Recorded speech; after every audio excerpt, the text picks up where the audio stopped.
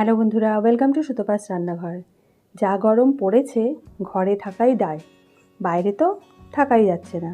তবে এরকম গরমে যদি এরকম ঠান্ডা ঠান্ডা পানীয় পাওয়া যায় তাহলে তার কথাই নেই। তো চলো আজকে তোমাদের একটা অন্য রকমের আমের শরবতের রেসিপি করে দেখাই।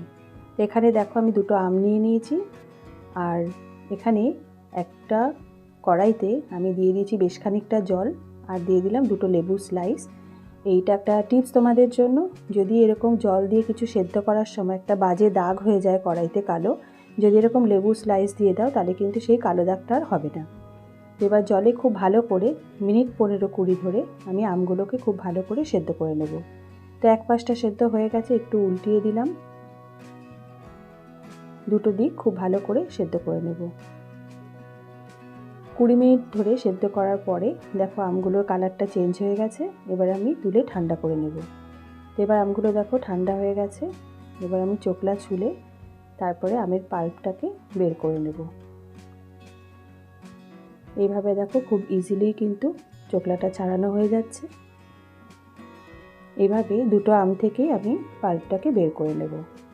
তোমরা যদি আমার চ্যানেলে নতুন বন্ধু হয়ে থাকো তাহলে অবশ্যই আমার চ্যানেলটাকে সাবস্ক্রাইব করে দিয়ে পাশে থাকার অনুরোধ রইল।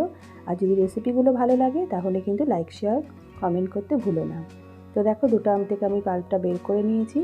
এবার একটা মিক্সিতে নিয়ে নিচ্ছি। এখানে দেখো আমি কাপে করে মেপে নিয়েছি যাতে আমাদের পরিমাণটা বোঝাতে সুবিধে হয়। তো এখানে আমি এই কাপের মাপে 1 কাপ পাল্প নিয়েছি, আর চিনি দিচ্ছি এই কাপের মাপে 2 কাপ। তো টোটাল আমি এখানে 250 গ্রাম চিনি দিয়েছি।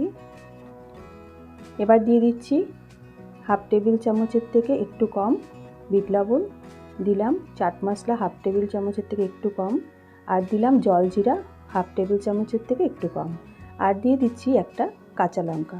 এবার খুব ভালো করে একটা পেস্ট বানিয়ে নেব। তো দেখো মিশ্রণটা আমার তৈরি হয়ে গেছে। এবার এর মধ্যে দিয়ে দিচ্ছি হাফ গন্ধলেবুর রস।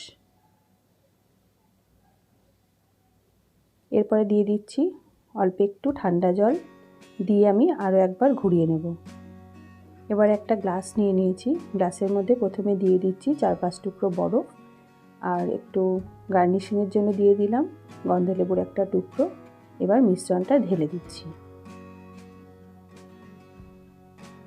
এবার ওপর থেকে দিয়ে দেব সামান্য একটু ভাজা জিরের গুঁড়ো। ব্যাস, আমের শরবত একদম তৈরি। এরকম একটা শরবত যদি কাউকে খাওয়াও সে কিন্তু আরেক গ্লাস চাইবে। তো বানালে একটু বেশি করেই বানিও। তাহলে আজ এই পর্যন্ত, দেখা হবে আগামী পর্বে। তোমরা ভালো থেকো, সুস্থ থেকো, ধন্যবাদ।